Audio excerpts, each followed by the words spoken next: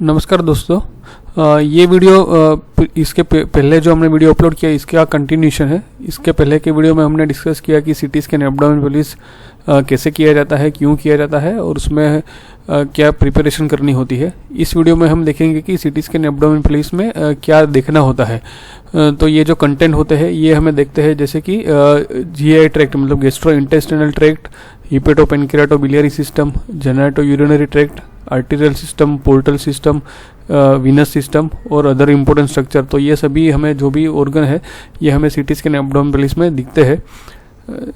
तो अगर हम जीआईटी में देखें तो इसोफेगस मतलब इसोफेगस का जो लोअर मोस्ट पार्ट होता है वो लोअर इसोफेगस दिखता है। फिर stomach, small intestine, large intestine और अपेंडिक्स हमें दिखेगा। ये एक डायग्राम है, जो भी हम खाना खाते हैं या जो फूड लेते हैं वो कैसे हमारे जीआई ट्रैक्ट में से पास होता है। जो भी खाना खाता है वो इसोफेगस के थ्रू स्टमक में आता है और स्टमक के थ्रू ये फिर डिओडिनम, जेजुनम, इलियम, ये भी इलियम का ही पार्ट है, फिर वो सीकम में जाता है। सीकम से लेके एसेंडिंग कोलोन, फिर hepatic flexure, transverse colon, splenic flexure, descending colon, sigmoid colon और रेक्टम में होता हुआ एनल कैनाल के थ्रू बाहर निकल जाता है। ये जितने भी ग्रीन कलर में है डिओडिनम, जेजुनम, इलियम, ये तीनों पार्ट स्मॉल इंटेस्टाइन के हैं और ये जितने भी ब्लू कलर में है ये सभी पार्ट लार्ज इंटेस्टाइन या फिर कोलोन के हैं। इसका हम अगर स्कीम डायग्राम देखें तो जो भी हम फूड लेते हैं ये ओरल कैविटी थ्रू इसोफेगस में आता है, फिर स्टमक में जाके डिओडिनम, फिर जेजुनम, इलियम, ये है caecum, ascending colon, transverse colon, descending colon, sigmoid colon, rectum और एनस के थ्रू बाहर निकल जाता है। तो अगर इसको हमें सीटी स्कैन में अगर हमें देखना है तो वो हमें कैसे दिखेगा ये हम देखेंगे।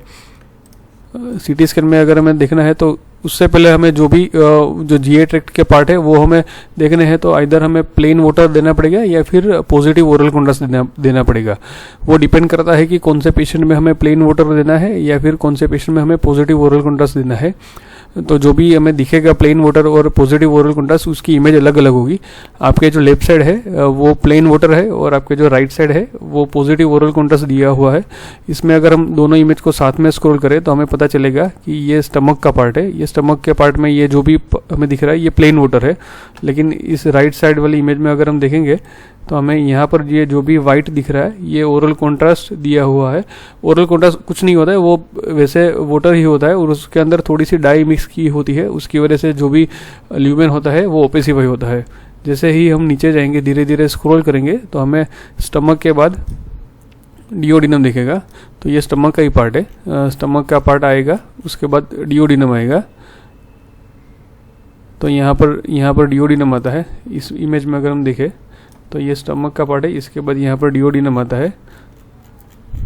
जो भी ओरल कॉन्ट्रास्ट देने के बाद जो इंटेस्टाइन दिखता है वो जनरली अच्छा दिखता है, जो प्लेन वाटर में इतना अच्छा नहीं दिखता है। लेकिन प्लेन वाटर देने का पर्पस यही होता है कि अगर कहीं पर भी ब्लीडर है या फिर पेशेंट को स्टूल में ब्लड आता है या फिर हमें कोई ब्लीडर का सोर्स ढूंढना है या फिर कहीं पर भी अगर पेशेंट को ब्लीडिंग हो रहा है उसका हमें सोर्स ढूंढना है तो हमें प्लेन वाटर देना होता है। क्योंकि अगर हमने पॉजिटिव ओरल कॉन्ट्रास्ट दे दिया तो उसके बैकग्राउंड में अगर कहीं पर भी छोटा सा ब्लीडर है तो वो हमें नहीं दिखेगा। तो ये बहुत ही इंपॉर्टेंट चीज़ है कि अगर पेशेंट को वोमिट में ब्लड आ रहा हो या फिर स्टूल में या फिर लेटरिन में ब्लड आ रहा हो तो वो देखना है, तो उसके लिए हमें सीटी स्कैन प्लेन वाटर के साथ ही करना पड़ेगा कि उसमें हम पॉजिटिव ओरल कॉन्ट्रास्ट नहीं दे सकते हैं।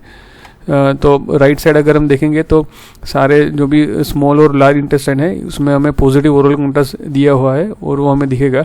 लार्ज इंटेस्टाइन में जो भी हमें कॉन्ट्रास्ट दिख रहा है ये लार्ज इंटेस्टाइन में कॉन्ट्रास्ट है, वो हमने पर रेक्टल कॉन्ट्रास्ट दिया होता है। क्योंकि ओरल कॉन्ट्रास्ट जो हम देते हैं मुंह से वो लार्ज इंटेस्टाइन में आने में बहुत टाइम लगता है, तो उस टाइम पे हम पर रेक्टल कॉन्ट्रास्ट देते हैं। जैसे कि इनीमा देते हैं उस तरह से वहाँ पर भी हम कॉन्ट्रास्ट देते हैं, तो उसकी वजह से लार्ज इंटेस्टाइन ओपेसिफाई होता है। तो इसमें हमें जो भी दिख रहे हैं ये सब यहाँ पर ये सब स्मॉल बोल लूप्स है, ये जेजुनल लूप्स है और ये सब इलियल लूप्स है। जेजुनल लूप और इलियल लूप में डिफरेंस क्या होता है कि जेजुनल लूप में जनरली म्यूकोजल फोल्ड होते हैं और इलियल लूप में फोल्ड होता नहीं है।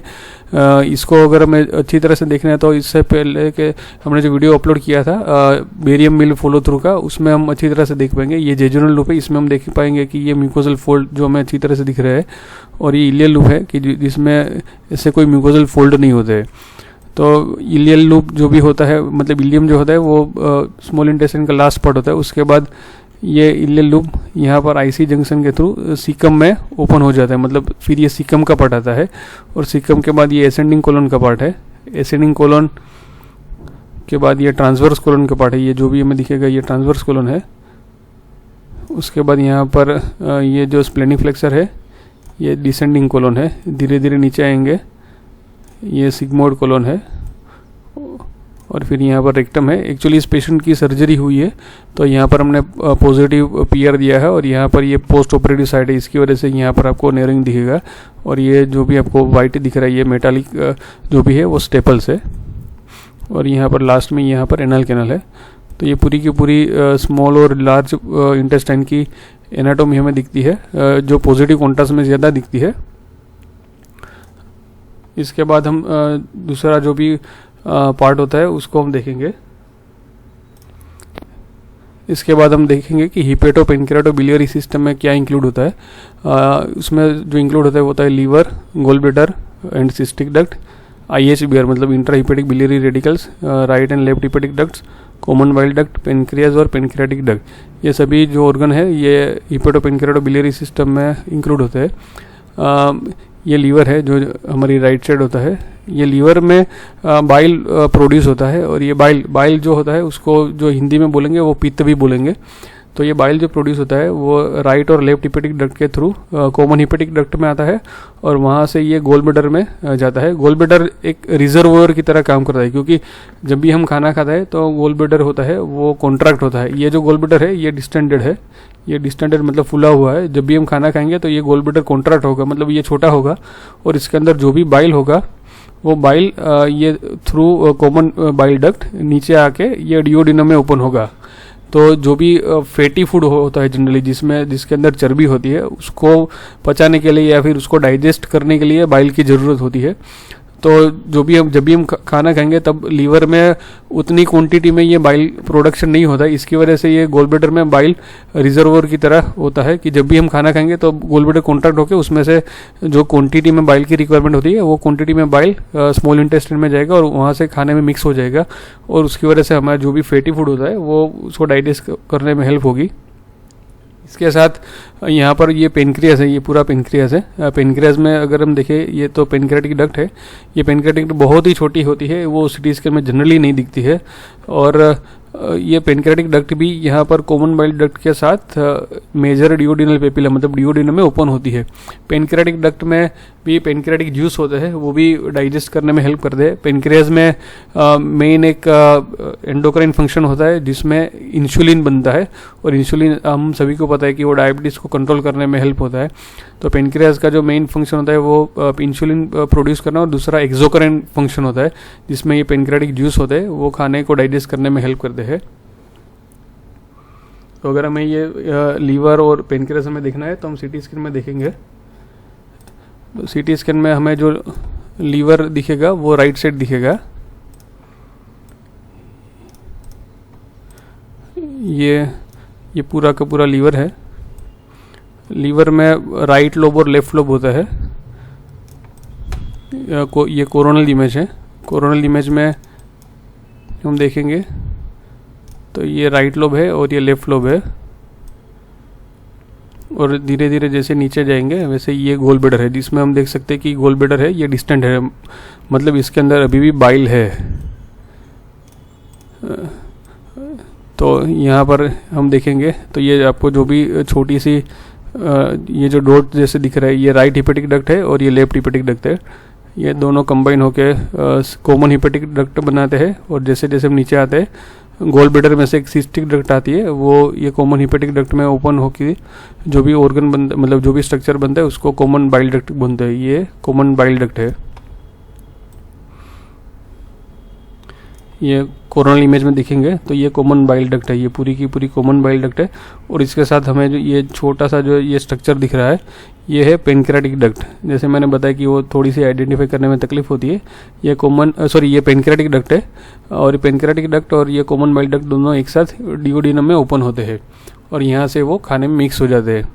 तो ये लीवर में जो भी दूसरी हमें ये जो सब दिख रही है वास्कुलर चैनल, तो ये राइट पोर्टल वेन और लेफ्ट पोर्टल वेन है, इसको हम बाद में डिटेल में डिस्कस करेंगे।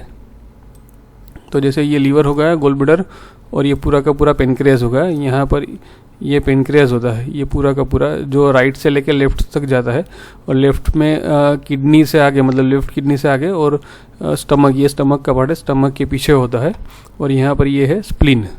तो इस तरह से हिपेटो पेनक्रियाटो बिलियरी सिस्टम में हमने देखा कि लीवर, गॉल ब्लैडर, पेनक्रियास और IHBR CBD इन्वॉल्व होते हैं। इसके बाद जो सिस्टम होती है उसको हम देखेंगे, वो आती है genito urinary system. Genito urinary system में जो भी इंक्लूड होता है वो तो ये adrenal gland, kidney, ureter, urinary bladder, prostate and testis in male, मतलब पुरुष में जो भी होता है प्रोस्टेट एंड टेस्टिस, और जो फीमेल औरत में होता है वो यूट्रस एंड ओवरीज होती है। इसको अगर हम डायग्राम में देखें तो ये पूरी की पूरी यूरिनरी सिस्टम है। इसमें हमें ये राइट किडनी है, ये लेफ्ट किडनी है। ये जो राइट किडनी के ऊपर होती है उसको सुप्रारिनल ग्लैंड भी बोलते हैं या फिर एड्रिनल ग्लैंड भी बोलते हैं। किडनी के बाद जो भी यूरिन बनता है वो यूरेटर से होके हुए, ये यूरेटर है, यूरिनरी ब्लैडर में कलेक्ट होता है। ये लेफ्ट किडनी, लेफ्ट यूरेटर और ये यूरिनरी ब्लैडर होता है, और उसके बाद वो यूरेथर के थ्रू बाहर निकल जाता है। ये है जेनाइटो यूरिनरी सिस्टम। मतलब जेनाइटो यूरिनरी सिस्टम में जैसे मैंने बताया कि जो मेल होते हैं, मतलब पुरुष में होता है वो होता है प्रोस्टेट। इसमें अगर हम देखें तो ये प्रोस्टेट होता है, ये यूरिनरी ब्लैडर के जस्ट नीचे होता है। तो जो भी अगर प्रोस्टेट कभी पुरुष में बड़ा हो जाता है तो उसकी वजह से पेशेंट को यूरिन पास करने में तकलीफ होती है, जिसकी वजह से पेशेंट को रात को भी उठ के यूरिन पास करना जाना पड़ता है, तो उसको प्रोस्टेटोमेगाली बोलते हैं। फीमेल में अगर हम देखें तो ये यूट्रस होती है, और ये यहाँ पर दोनों ओवरी होती है, राइट ओवरी और लेफ्ट ओवरी। यूट्रस जो होता है वो यूरिनरी ब्लैडर के पीछे होता है, लेकिन जो प्रोस्टेट होता है वो यूरिनरी ब्लैडर के नीचे होता है। इसके साथ जो भी मेल है उसमें टेस्टिस भी होती है, ये राइट टेस्टिस और लेफ्ट टेस्टिस होती है, जिसके अंदर उनका जो भी फंक्शन होता है वो स्क्रोटम के अंदर होता है। जो टेस्टिस होती है वो स्क्रोटम के अंदर होती है। तो अगर हम इसको CT स्कैन में देखें तो ये दोनों किडनी होती है, ये है राइट किडनी और ये है लेफ्ट किडनी। इसको कोरोनल इमेज में देखें तो ये राइट किडनी है और ये लेफ्ट किडनी है। इसके ऊपर सुप्रारिनल ग्लैंड होती है, मतलब जो बहुत ही छोटी होती है, ये वाली, ये जो हमें दिखेगी ये एकदम लीनियर और बहुत ही थीन होती है, जिसको आइडेंटिफाई करने में थोड़ी तकलीफ होगी आपको। ये राइट सुप्रारिनल ग्लैंड है और ये लेफ्ट सुप्रारिनल ग्लैंड है यहाँ पर। इसको कोरोनल इमेज में देखें तो ये राइट सुप्रारिनल ग्लैंड है, ये वाली राइट वाली, और ये लेफ्ट वाली है। वो इन्वर्टेड वाई शेप में, मतलब उल्टा वाई हो वैसी हमें दिखती है सुप्रारिनल ग्लैंड। उसके बाद ये दोनों किडनी होती है, किडनी में जो भी यूरिन बनता है वो यूरेटर के थ्रू यूरिनरी ब्लैडर में जाता है। जैसे इस इमेज में अगर हम देखें तो ये किडनी में से कॉन्ट्रास पूरा का पूरा चला गया, और ये जो भी कॉन्ट्रास है वो यूरिनरी मतलब यूरेटर में आया है, और यहाँ से होते हुए वो आएगा यूरिनरी ब्लैडर में। मतलब ये जो भी बड़ा सा स्ट्रक्चर है ये यूरिनरी ब्लैडर है। तो यूरिनरी ब्लैडर में कॉन्ट्रास्ट कलेक्ट हो गया है।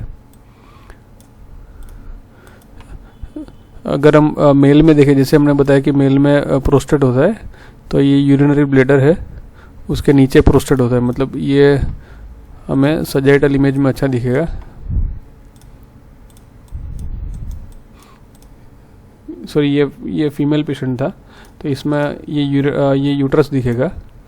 तो ये यूट्रस का पार्ट है, ये यूट्रस है, और इसमें भी अगर हम देखें तो ये यूट्रस है। ये यूट्रस जैसे मैंने बताया कि यूरिनरी ब्लैडर के पीछे होता है, तो ये यूट्रस का पार्ट है। और यूट्रस के दोनों साइड में छोटी सी ओवरीज होती है। ये लेफ्ट ओवरी है और यहाँ पर राइट ओवरी है। अगर मेल में देखें तो जो प्रोस्टेट होता है वो ब्लैडर के जस्ट नीचे होता है। तो इसमें अगर हम देखें तो यहाँ पर ये प्रोस्टेट है, ये पूरा का पूरा प्रोस्टेट, इतना पार्ट है। प्रोस्टेट जनरली उसको वॉलनट जैसा भी बोला जाता है, मतलब उसका जो साइज और अपीयरेंस होता है वो अखरोट के जैसा होता है। तो यहाँ पर अगर हम देखें तो ये पार्ट प्रोस्टेट का है, ये यूरिनरी ब्लैडर है। तो अभी हमने देखा कि हमने जीआई ट्रैक्ट में जो भी ऑर्गन होते हैं, मतलब स्मॉल लार्ज इंटेस्टाइन, उसको देखा। हिपेटो पेनक्रियाटो बिलियरी सिस्टम में लीवर, गोल ब्लैडर और ये पेनक्रियास है, ये पेनक्रियास को देखा। फिर हमने दोनों किडनीज को देखा, और इसमें अगर हम अच्छी तरह से देख पाते हैं, ये राइट एड्रिनल ग्लैंड है और ये लेफ्ट एड्रिनल ग्लैंड है। इसमें लेफ्ट एड्रिनल ग्लैंड में छोटा सा ट्यूमर जैसा है, जो बिनाइन भी हो सकता है या फिर मैलिग्नेंट या फिर मेटास्टेसिस हो सकता है। ये दोनों किडनी है। और उसके बाद हमने देखा यूरिनरी ब्लैडर, और यहाँ पर प्रोस्टेट, और दूसरे पेशेंट में हमने देखा यूट्रस। अभी हम देखेंगे कि ये जो भी ऑर्गन होते हैं उनको ब्लड सप्लाई कैसे मिलती है, और इसमें जो भी ब्लड होता है, जो भी खराब ब्लड होता है, उसको हार्ट में कैसे वापस लिया जाता है। उसके लिए आर्टीरियल और वीनस सिस्टम होती है।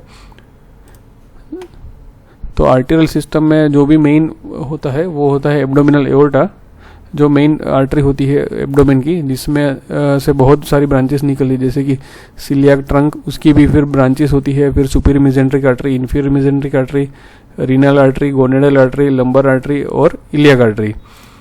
ये एक डायग्राम है जिसमें ये बीच में जो भी है ये एब्डोमिनल एओर्टा है, उसको ब्रांचिंग के रूप में दिखाया गया है। जैसे कि दोनों साइड फ्रेनिक आर्टरी होती है, दोनों साइड सुप्रारीनल आर्टरी होती है, दोनों साइड रीनल आर्टरी होती है। जो भी ये रेड कलर में है ये दोनों साइड ओपन होती है, मतलब राइट और लेफ्ट साइड होती है। लेकिन ये जो भी ब्लू है वो सिंगल ओपन होती है, मतलब ये मिड लाइन में एंटीरियरली ओपन होती है एब्डोमिनल एओर्टा से। और ये जो सिलियाक ट्रंक होती है वो एक ही होती है, सुपीरियर मेसेंट्रिक आर्टरी भी एक होती है, इन्फीरियर मेसेंट्रिक आर्टरी एक होती है, और ये फिर बीच में सबसे नीचे जो आती है वो है मीडियन सेक्रल आर्टरी, वो भी एक होती है। बाकी सब आर्टरी दो होती है। तो इसमें हमें सब पूरी एब्डोमिनल एओर्टा की ब्रांचेस की एक इमेज में दिखाया गया है कि वो कैसे इसका ओरिजिन होता है। इसके बाद ये एक डायग्राम है जिसमें अगर हमें दिखेगा कि ये सिलियाक ट्रंक होती है, वो एब्डोमिनल एओर्टा से ऊपर मतलब एंटीरियरली ओपन होती है। फिर सुपीरियर मेसेंट्रिक आर्टरी है, फिर इन्फीरियर मेसेंट्रिक आर्टरी है, और ये बीच में सबसे नीचे आती है मीडियन सेक्रल आर्टरी। और ये दोनों साइड जो होती है ये सुपरारीनल, रीनल और जैसे ओवेरियन या फिर टेस्टिकुलर, इसको गोनेडल आर्टरी भी बोलते हैं, लंबर आर्टरी। और फिर ये इसका बाइफर्केशन होता है कॉमन इलियाक आर्टरी में, right common iliac, left common iliac. जो लेफ्ट और राइट कॉमन इलियाक होती है वो फिर से डिवाइड होती है एक्सटर्नल इलियाक और इंटरनल इलियाक, दोनों साइड ऐसे डिवाइड होती है। इसको अगर हमें इमेज के रूप में देखना है तो हम इसको मीप इमेज में देख सकते हैं। ये मीप इमेज है आर्टीरियल सिस्टम की। इसमें ये बीच में जो भी हमें दिख रही है ये एब्डोमिनल एओर्टा है। इसमें से ये वेरियस ब्रांचेस हैं, जो हमने बताया कि ये रीनल आर्टरी है राइट साइड की, ये लेफ्ट साइड की रीनल आर्टरी है। रीनल आर्टरी दोनों साइड एक या फिर एक से ज़्यादा भी हो सकती है। कभी कभी एक साइड एक और दूसरी साइड दो, या फिर दोनों साइड दो, या फिर एक साइड दो दूसरी साइड तीन, ऐसा भी हो सकता है। तो ऐसे ये एब्डोमिनल एओर्टा में से ये राइट रीनल है, ये लेफ्ट रीनल आर्टरी है। जैसे सिलियाक आर्टरी अगर हमें देखनी है तो ये बीच में से ओरिजिन होती है, तो ये सिलियाक आर्टरी है, ये सिलियाक ट्रंक है, जिसमें से फिर हिपेटिक आर्टरी ओपन होती है, उसका ओरिजिन होता है। और ये सुपीरियर मेसेंट्रिक आर्टरी है। सुपीरियर मेसेंट्रिक आर्टरी की फिर जेजुनल, इलियल और फिर कोलिक ब्रांचेस होती है। फिर एब्डोमिनल एओर्टा जैसे ये मैंने दिखाया कि डिवाइड होती है, ये राइट कॉमन इलियाक और लेफ्ट कॉमन इलियाक। फिर ये कॉमन इलियाक आर्टरी भी ब्रांचिंग होती है इलियाक, एक्सटर्नल इलियाक और इंटरनल इलियाक में। तो जैसे ये एक्सटर्नल इलियाक है, ये एक्सटर्नल इलियाक आर्टरी है, और ये फिर इंटरनल इलियाक यहाँ पर अंदर आती है। तो ये सब इसमें डिटेल में देखने की ज़रूरत नहीं है, क्योंकि ये जनरली जस्ट फॉर ओवरव्यू के लिए ही है। जो भी रेडियोलॉजिस्ट या फिर टेक्नीशियन होते हैं उनको ये सब एनाटॉमी का पता होना चाहिए, तो ही उनको पता चलेगा कि जो भी ऑर्गन में डिजीज़ है वो कौन सी आर्टरी से सप्लाई हो रहा है और कौन सी वेन में ड्रेनेज है। आर्टरी के बाद जो भी ब्लड होता है वो, जैसे हमें पता है कि कोई भी ब्लड होता है ऑर्गन में से वो वेन के थ्रू हार्ट में जाता है। तो उसके बाद हमें वीनस सिस्टम देखेंगे। लेकिन एब्डोमेन में दो तरह की वीनस सिस्टम होती है, एक होती है रूटीन वीनस सिस्टम और एक होती है पोर्टल वीनस सिस्टम। जो पोर्टल वीनस सिस्टम होती है उसका मतलब ये है कि ये ऑर्गन टू ऑर्गन जाता है, मतलब जो भी ब्लड होता है ऑर्गन में, इंटेस्टाइन में जो भी ब्लड होता है वो पोर्टल वीनस सिस्टम के थ्रू लीवर में जाता है, वो डायरेक्ट हार्ट में नहीं जाता है और उसके थ्रू फिर हार्ट में जाता है।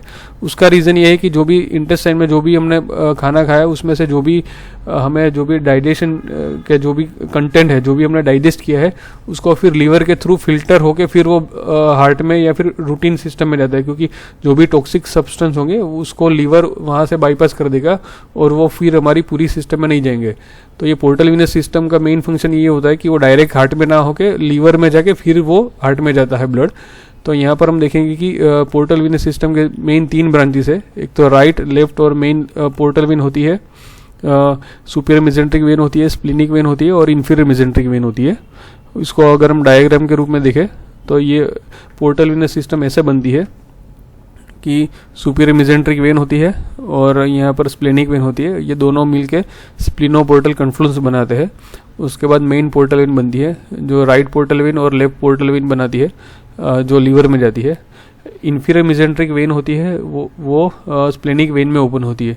तो इस तरह से ये पोर्टल वीनस सिस्टम का पूरा सिस्टम होता है। इसको अगर हम इस इमेज में देखें तो ये इंफीरियर मेसेंट्रिक वेन यहाँ से आती है, ये स्प्लेनिक वेन है, ये सुपीरियर मेसेंट्रिक वेन है और ये सब मिलके पोर्टल वेन बनाते हैं और फिर पोर्टल वेन की राइट और लेफ्ट पोर्टल वेन ब्रांचेस होती है। इसको अगर हम सीटी स्कैन में देखने जाए तो ये हमें ऐसे दिखेगी, जैसे ये मेन पोर्टल वेन है। इसको हम कोरोनल में देखते हैं।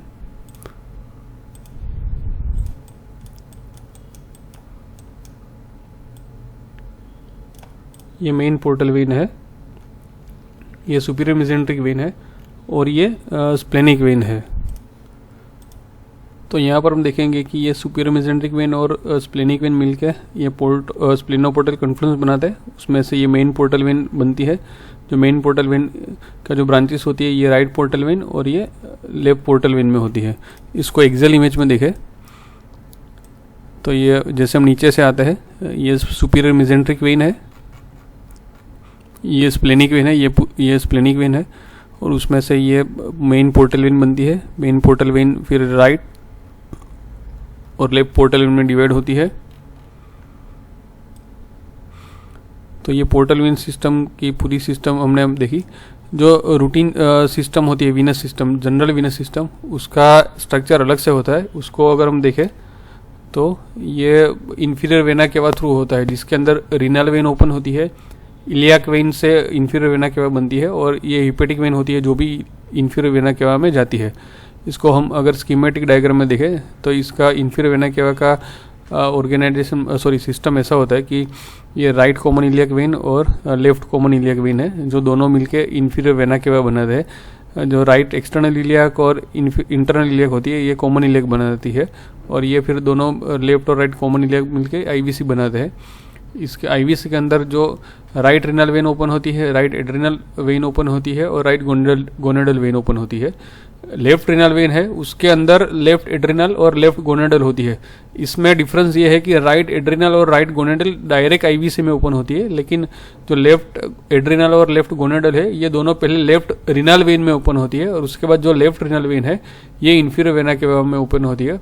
इंफीरियर वेना केवा आगे जाके लीवर के थ्रू पास होकर हार्ट में ओपन होती है। तो लीवर की जितनी भी वेन है, 3 हिपेटिक वेन होती है, वो तीनों आईवीसी में ओपन होती है। इसको दूसरी इमेज में अगर हम देखें तो इस तरह से इसका स्ट्रक्चर होता है। ये राइट रिनल वेन और ये लेफ्ट रिनल वेन है। इंफीरियर वेना के बाद बनती है राइट कॉमन इलियक वेन और लेफ्ट कॉमन इलियक वेन से। ये धीरे धीरे जैसे ऊपर हम जाते हैं तो ऐसे जैसे ये राइट गोनेडल वेन है ये डायरेक्ट आईवीसी में ओपन होती है और जो लेफ्ट गोनेडल वेन है ये लेफ्ट गोनेडल वेन है ये लेफ्ट रिनल वेन में ओपन होती है। जो लेफ्ट सुप्रारिनल या लेफ्ट एड्रिनल वेन है ये लेफ्ट रिनल वेन में ओपन होती है, लेकिन राइट सुप्रारिनल वेन है ये डायरेक्ट आईवीसी में ओपन होती है। और फिर ये आईवीसी ऊपर जाके इसके अंदर हिपेटिक वेन, ये जो हिपेटिक वेन लिखा है ये तीनों हिपेटिक वेन आईवीसी के अंदर ओपन होती है। इसको अगर हम सीटी स्कैन में देखने जाए तो ये हमें इस तरह से दिखेगा।